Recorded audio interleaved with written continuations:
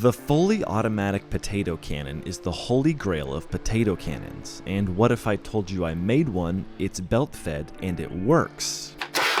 Technically speaking. We'll get to that technically part later, but for now, I'll be strictly following this common 4-step plan for creating full auto potato cannons, starting with building the tuber shooter. I already had this old air cannon lying around, which was originally designed for preparing salads and then repurposed to prepare death by way of plastic.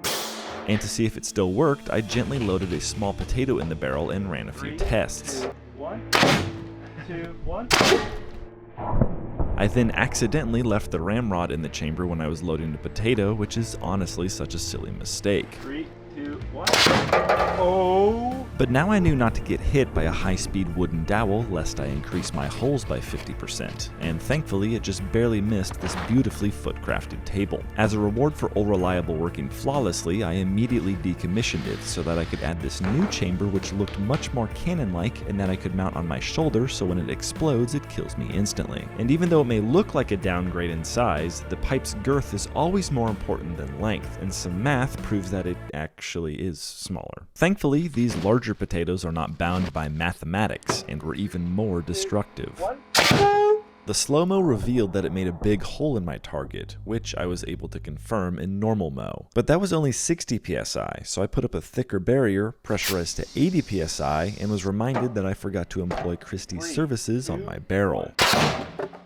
Even with the barrel stealing some of the pressure, this new cannon was powerful enough to change the weather, and the aroma of freshly atomized potato in the air was making me hungry, and I was just about to gnaw on Ireland's mortal enemy when something scrumptious was delivered to my front door. Factor delivers chef-crafted, ready-to-eat meals that are fresh and never frozen straight to your kitchen, and they also deliver cash straight to my wallet since they're today's sponsor. It is currently 78 degrees in my house, and since turning on the oven to cook dinner would literally kill me, it is so nice to just grab a fresh, ready-to-eat meal, take out a little anger, and then have it ready within 3 minutes. The only planning or prep I had to do was choose which one to eat. Come on.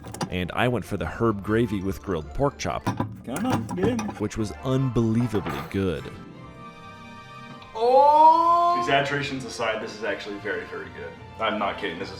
I could eat this for every meal. Factor meals are made with real ingredients, balanced macros, and at least 2 vegetables per meal, built to help you hit your nutrition goals this summer. My favorite meal I tried was the truffle butter filet mignon, and I genuinely can't stop eating these protein bars. So I highly recommend that if you want to take the stress out of eating this summer, head to factor75.com or click the link below and use code CONCEPTFB50 to get 50% off your first Factor box plus free breakfast for 1 year. That's code CONCEPTFB50 at factor75.com to get 50% off plus free breakfast for 1 year. Concept FB50 at factor75.com. Offer only valid for new Factor customers with code and qualifying auto-renewing subscription purchase. Thanks again to Factor for nourishing myself and the channel. Now back to properly gluing my barrel on. Step 1 was now complete, and the next step was to make it belt fed, and for that I first had to dig around in my closet to find a suitable belt. These spud holsters were made with solid gold tubes, and the idea here is to somehow place this belt between the barrel and chamber and then feed it in one case at a time, almost like it's being fed the belt. For the feeding mechanism I made this star thing, but it had some alignment issues, so after an intense session of 3D modeling I came up with this design,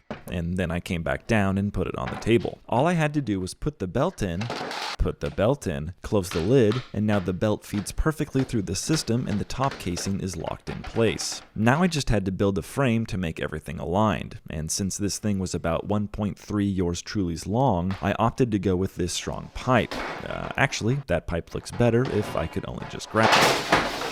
Oh no! Exploding soda aside, even though this 3/4 inch steel square tube is pretty mild, it can easily hold my weight without bending, and should be more than strong enough to make the cannon frame out of. But steel is kind of hard to cut, so I just bought a pre-cut frame kit off eBay that even came with the free starter spud, and that made it super easy to use this adult hot glue gun to put the frame together. With the frame welded, I put the barrel mounts on and then checked the alignment with the chamber, but it wasn't lining up at all, and I couldn't understand why until I looked at the weld of instant despair. No! It's because I welded that! Oh! I knew I was gonna freak it. How did I do that?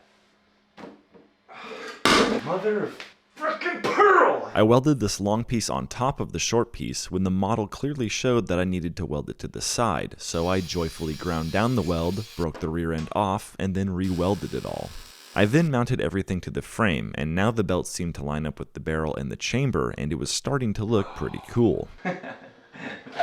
Right now I had to lovingly hand feed the belt to the cannon, so to make it automatically feed I bought this stepper motor just to show off how big this one is, and this one loves it when you call it Big Steppa since it can be used with this closed loop controller which utilizes the notorious PID. This motor will drive the indexer, and by counting the steps I can have it line up the belt perfectly on every rotation, but I couldn't just mount it to the indexer since this shaft was in the way, so I just got these flashy gears that hypnotize me. After gravity mounting the motor, I realized that the shaft couldn't drive the indexer since it just spun around it. So to fix that, I very sneakily broke into some random person's backyard that just so happened to have a mill I could use. I used the mill to cut this keyway into the shaft, being careful to break the end mill. And then I needed a key, but this one wasn't the right brand, so I had to make my own out of this aluminum stock. And once that was done, my belt feeder and pulley were now in sync.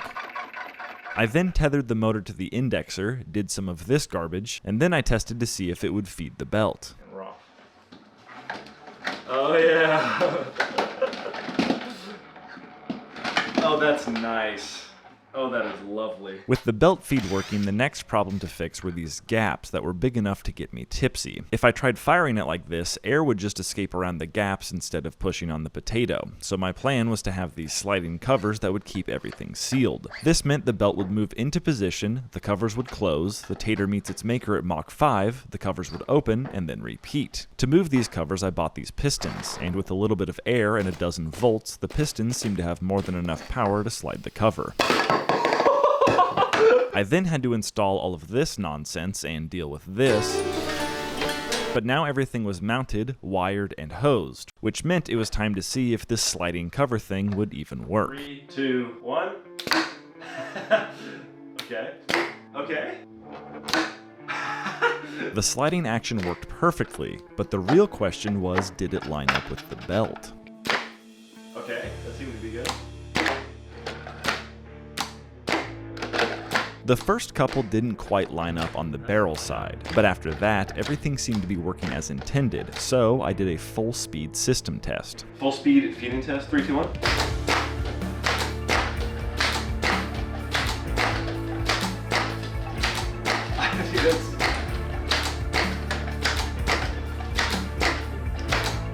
That's pretty good, I think. It seemed to work perfectly, and the last thing I had to do before sending potatoes downrange was swivelate it somehow, so I bought this turntable which actually does that quite well, and then I attached it to the base of the cannon. Now I had a wide range application from anti-air to anti-small child, and to finish it off I made the world's worst tripod considering it didn't even have the correct number of legs. Alright, it was finally time to see what this bad boy can do, and with some taters loaded in the chambers, I slapped in the belt, pressurized my chamber, and immediately had a negligent discharge. Firing and now, I guess. Minus the discharge part. I was running my chamber pressure way too low, and consequently encountered my first jam when a potato got stuck in the barrel. After clearing the jam and reloading, I brought the pressure up to 60 psi, and if this didn't fire a potato, this cannon was entirely useless. Oh! Oh! My belt-fed, fully automatic potato cannon worked. Kind of. Here we go again. The chamber couldn't pressurize fast enough before the next potato was rotated into position, so I bought a bigger air supply hose and tried 2, again. 1. And this time it was a faster fire rate at about 1 potato every 6 seconds. Wait. Fire? The sliding clamp system did seem to be working pretty well, but was certainly losing pressure because the potatoes weren't going nearly as fast as before. But I figured I'd still be able to do some damage to these sodas, so I loaded 4 taters for 4 targets and went to work.